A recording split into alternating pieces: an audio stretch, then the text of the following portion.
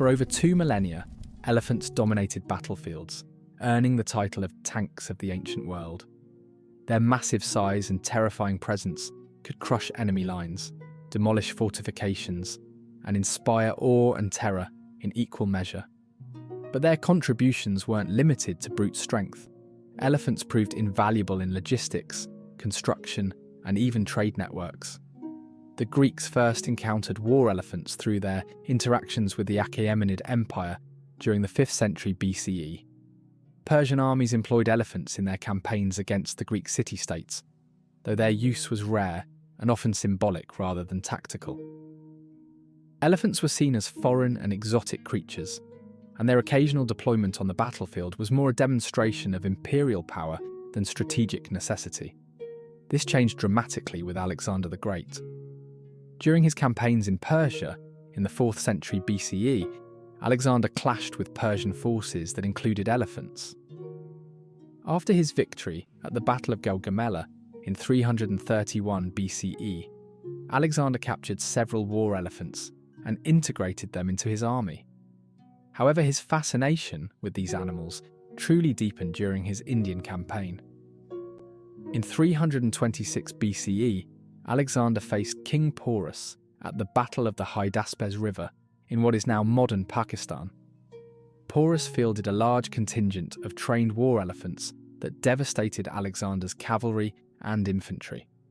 The Macedonian phalanx managed to neutralize the elephants with disciplined spear formations, but the cost was enormous. This battle highlighted the immense potential of elephants when trained and used strategically. Inspired by this encounter, Alexander sought to create his own elephant corps.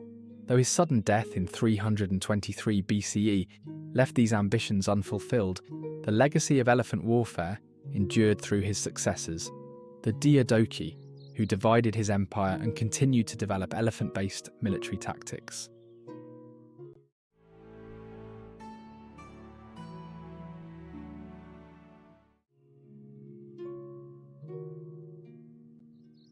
Following Alexander's death, his generals, now rulers of fragmented empires, embraced elephants as symbols of power and tools of warfare.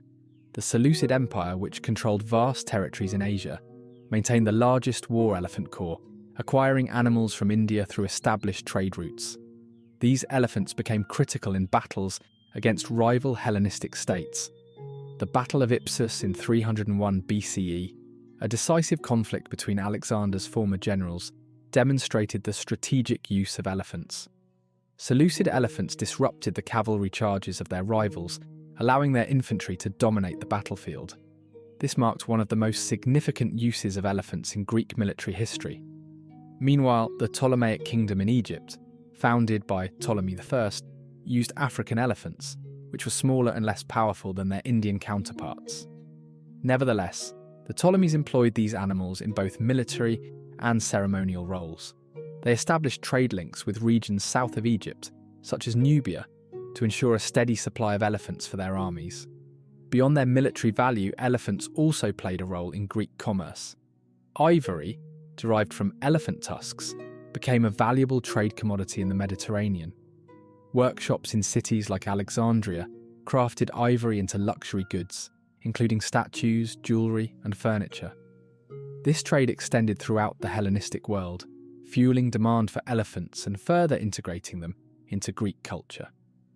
Despite their effectiveness, elephants were not invincible. By the 2nd century BCE, Greek military tactics evolved to counter these massive creatures. The Romans, who faced Hellenistic armies equipped with elephants, devised strategies to neutralize them, such as opening gaps in their formations to let the animals pass harmlessly through their lines. The Battle of Magnesia in 190 BCE, where Roman forces decisively defeated the Seleucid Empire, marked a turning point. The Seleucids' reliance on elephants proved ineffective against the disciplined Roman legions, signalling the decline of elephants as a dominant force in Mediterranean warfare. In the following centuries, elephants became less common in Greek armies.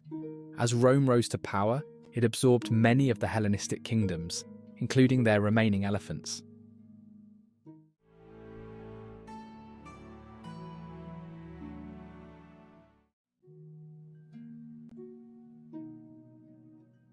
World War I saw elephants drafted as pack animals, particularly in Europe where they hauled artillery and supplies.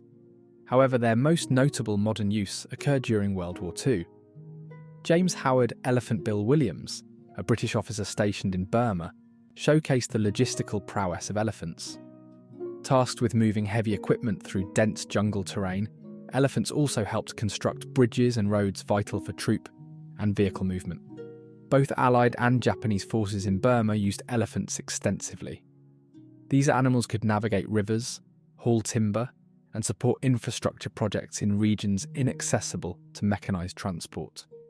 American forces in India even used elephants to salvage crashed aircraft and assist at airfields.